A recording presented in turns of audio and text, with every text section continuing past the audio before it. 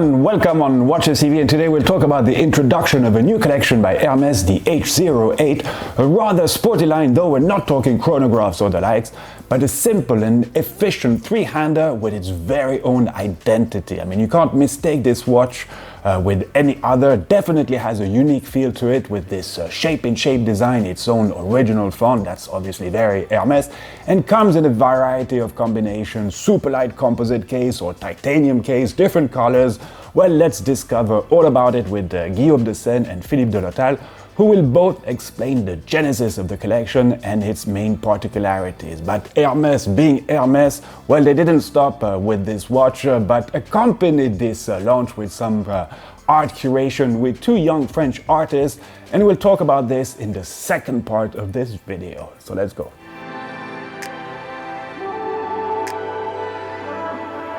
Definitely we wanted to design a men's watch, sporty but not in the performance meaning.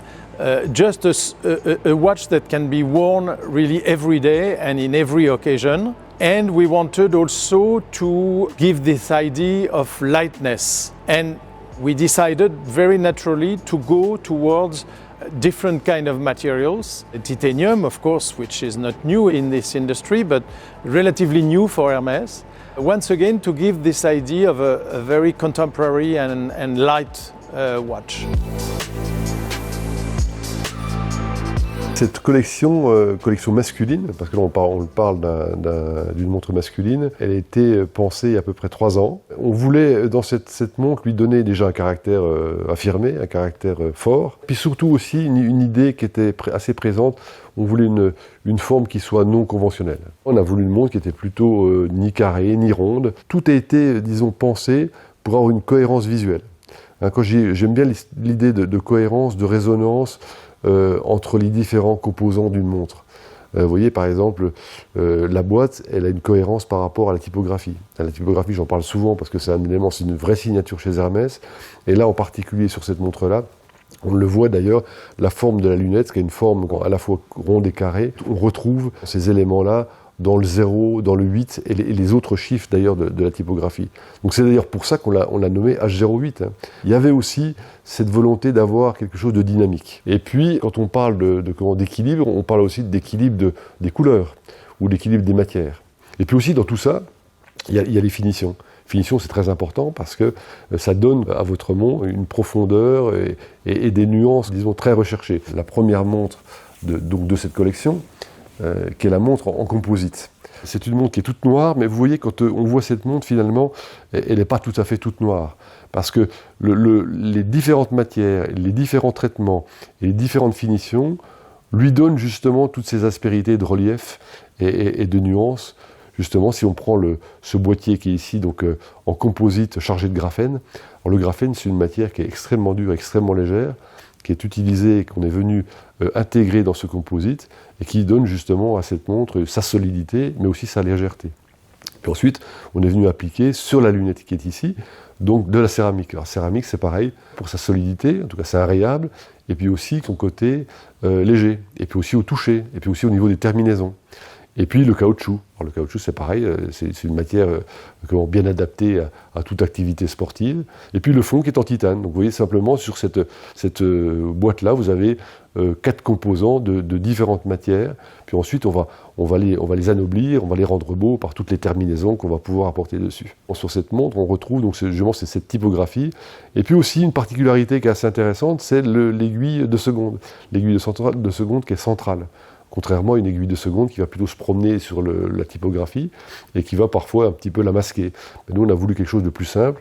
Sur d'autres modèles de la collection, avec un style bicolore, donc en titane, on est venu placer donc, du DLC avec une couleur un petit peu subtile. Et puis on retrouve donc là une lunette en titane avec ce côté brossé. On retrouve donc finalement le bracelet en caoutchouc de différentes couleurs, en particulier cette couleur orange. Et puis on a notre troisième montre, tout en titane. Avec le bracelet, on retrouve justement les petits maillons que vous avez ici, qui reprennent le dessin donc, de la lunette. C'est pas une boîte plus un bracelet, c'est vraiment la boîte bracelet chaque composant finalement répond l'un à l'autre. Et puis vous avez aussi une montre qui est relativement fine. Ça, c'est aussi une signature de la maison. Alors, le calibre à l'intérieur, c'est le calibre donc H1837. Ce mouvement mécanique automatique, on est très content de ce mouvement. Et il vient donc équiper toute notre collection de cette nouvelle montre sport. Et on a la chance justement d'avoir chez Hermès à disposition une unité de production, de fabrication, qui fabrique les boîtes et les cadrans. Et pour nous, c'était une aide précieuse, puisqu'on a pu collaborer depuis le début. C'est important d'impliquer les unités de production et de développement tout est au départ d'un projet, parce que ça permet parfois de lever quelques difficultés. Et ils ont tous été sollicités à divers niveaux pour arriver justement à trouver le meilleur compromis, la meilleure décision. Je dis souvent, c'est effectivement la technique au service de la création, ce qui est vrai. Ça oblige aussi à trouver des solutions. Et je cite souvent les exemples de cadrans qui pour moi, d'ailleurs, le visage de la montre, c'est un élément important, en tout cas, dans la montre. Il raconte beaucoup de choses. Et donc, on a essayé de trouver, justement, toutes ces nuances particulières. Je parle de 40 maquettes, 40 essais qu'on a fait pour les couleurs, pour les terminaisons, pour arriver à donner à cette montre une expression et puis avoir ce côté très, très personnel qu'on voulait au départ. Et grâce justement à ces gens, à cette implication de ce travail collectif, on est arrivé à trouver les solutions dont on avait besoin pour arriver à aboutir à cette collection. I personally really like this new collection, and in all fairness, I also think that its price positioning is pretty attractive for what it is, starting around 5,000 Swiss francs.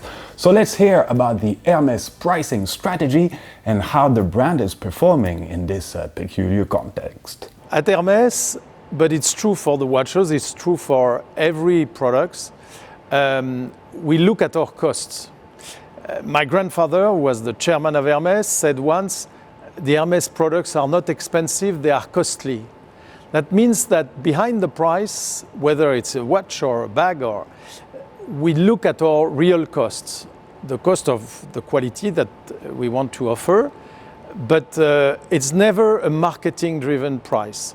So it's true that this watch is reflecting the quality of it.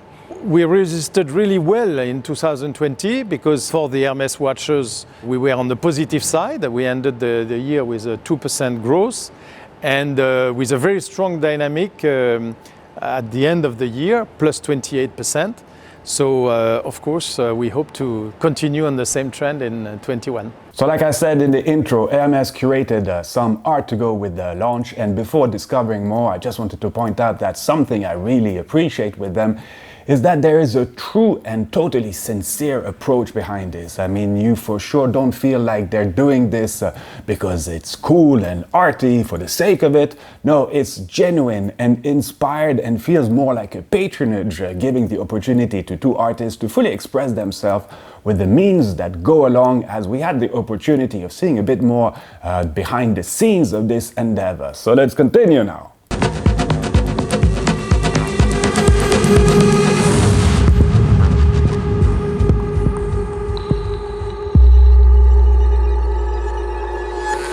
Symbolically, we wanted to be in Geneva, and I think choosing this building, this Bâtiment des Forces Motrices, is of course significant compared with this very contemporary watch. We needed to accompany the launching of that watch, and we had this encounter with these two young artists, and I think the result is fantastic and really reflects the modernity of that watch. Behind this exhibition, we are two artists. Firstly, I've made 12 video where I developed a narration around fluids and the influence of vibration. So two types of vibration, the sound and the light. I've made a lot of movie and films around that, much more science fiction, but here it's much more to experiment the feelings with invisible energy who create something on the matters. We filmed that with the Phantom camera. It's a very high vitesse, very high speed camera.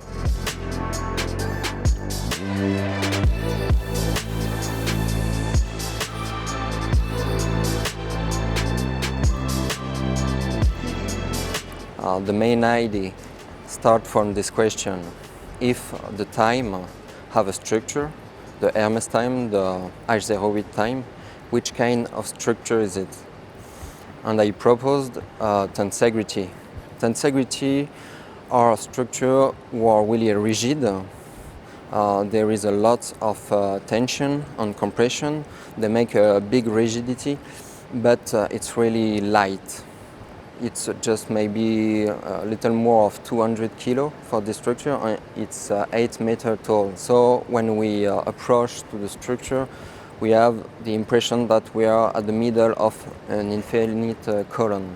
And for me, the Hermes time was like this column, like infinite, but possibly compressive, with changing of density. When I visit the fabric of watch in Hermes, I asked for all the 3D model of the new watch H08, and I change the scale of each pieces, and I create a kind of city, a kind of forest, digital forest from all these pieces.